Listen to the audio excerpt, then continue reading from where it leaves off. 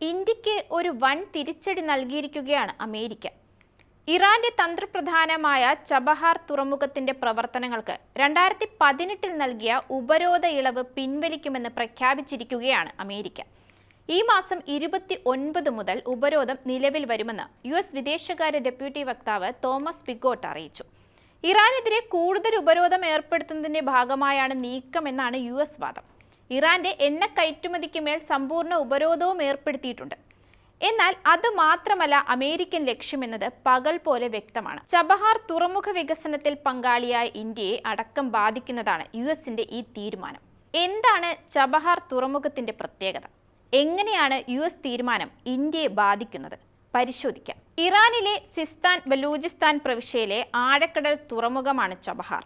2016 മേയിൽ പ്രധാനമന്ത്രി നരേന്ദ്രമോദിയുടെ ഇറാൻ സന്ദർശന വേളയിൽ രാജ്യാന്തര ഗതാഗത ഇടനാഴി അതായത് ചബഹാർ കരാർ സ്ഥാപിക്കുന്നതിനുള്ള ത്രികക്ഷി കരാറിൽ ഇന്ത്യയും ഇറാനും അഫ്ഗാനിസ്ഥാനും ഒപ്പുവെച്ചിരുന്നു. ചബഹാറിലെ ഷാഹിദ് ബെഹഷ്തി ടെർമിനലിന്റെ ആദ്യഘട്ട വികസനത്തിൽ ഇന്ത്യ നിർണായക പങ്കാളിയുമായി. 2018 മുതൽ ഇന്ത്യ പോർട്സ് ഗ്ലോബൽ ലിമിറ്റഡിനാണ് തുറമുഖത്തിന്റെ നിയന്ത്രണവും. ചബഹാറിന്റെ പ്രവർത്തന നിയന്ത്രണം ഏറ്റെടുത്തതിലൂടെ പാകിസ്ഥാനെ മറികടന്ന് അഫ്ഗാനിസ്ഥാനിലേക്കും മധ്യേഷ്യയിലേക്കും നേരിട്ട് പ്രവേശിക്കുകയാണ് ഇന്ത്യ പ്രാഥമികമായി ലക്ഷ്യമിട്ടത്. 2024 ഇന്ത്യ 10 വർഷത്തെ കരാറിലും ഒപ്പുവെച്ചു. തുറമുഖ വികസനത്തിൽ $120 മില്യൺ നിക്ഷേപവും ചബഹാറുമായി ബന്ധപ്പെട്ട അടിസ്ഥാന സൗകര്യ പദ്ധതികൾക്കായി $250 മില്യൺ വായ്പാ സൗകര്യവും ഇതിൽ ഉൾപ്പെടുന്നുണ്ട്. ഒമാൻ കടലിലേക്കും പേർഷ്യൻ ഗൾഫിലേക്കും സുഗമമായ പ്രവേശനം സാധ്യമാക്കുന്ന തുറമുഖം വാണിജ്യ നീക്കങ്ങളിലും കാലങ്ങളായി പ്രസിദ്ധമാണ്. തെക്കേ അഫ്ഗാനിസ്ഥാനിലെ സാബുൾ ഇരുമ്പ് ഖനികളിലെയും പഹബാർ തുറമുഖത്തെയും ബന്ധിപ്പിക്കുന്ന റെയിൽപാത ഇന്ത്യയുടെ സഹായത്തോടെയാണ് നിർമ്മിച്ചത്. 2024-25 വർഷത്തേക്ക് തുറമുഖത്തിന്റെ നിർമ്മാണ പ്രവർത്തനങ്ങൾക്കായി 100 കോടി രൂപ ഇന്ത്യ അനുവദിച്ചതായ റിപ്പോർട്ടുകളും ഉണ്ടായിരുന്നു. ചബഹാർ തുറമുഖത്തിന്റെ പ്രവർത്തനങ്ങൾക്കായി 2018 നൽകിയ ഉപരോധ ഇളവാണ് ഇപ്പോൾ US പിൻവലിക്കുന്നത്. 2018 Iran freedom and counter proliferation act പ്രകാരമായിരുന്നു ഇത്. എന്നാൽ US പിഴകൾ നേരിടാതെ ഇന്ത്യക്കും മറ്റ് രാജ്യങ്ങൾക്കും തുറമുഖത്തിന്റെ പ്രവർത്തനം തുടരാൻ അനുവാദമുണ്ടായിരുന്നു.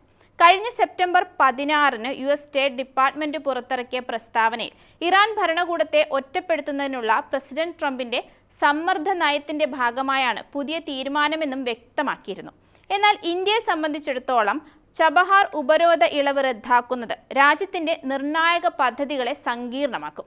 തുറമുഖത്തിന്റെ പ്രവർത്തനങ്ങൾ US ഉപരോധ ഭീഷണിയിലായാൽ ഇത് ഇന്ത്യ ഇതിനകം നടത്തിയിട്ടുള്ള ഗണ്യമായ നിക്ഷേപങ്ങൾക്കും ഭീഷണിയാകും.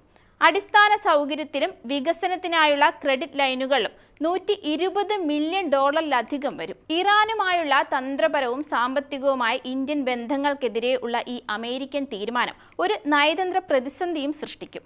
പാകിസ്ഥാന്റെ ഗ്വാദർ തുറമുഖം വഴി ചൈനയുടെ സ്വാധീനത്തിനെതിരായ മേഖലയിലെ ഒരു സുപ്രധാന പ്രതിരോധമാണ് ഇന്ത്യക്ക് ചബഹാർ തുറമുഖ പദ്ധതി.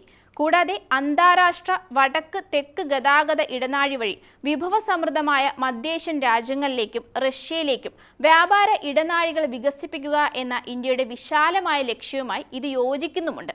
മാത്രമല്ല ഈ തുറമുഖം വഴിയുള്ള ബന്ധം ഗതാഗത ചെലവും സമയവും കുറച്ചതായും കേന്ദ്രം സാമ്പത്തിക സർവേയിൽ വ്യക്തമാക്കിയിരുന്നു.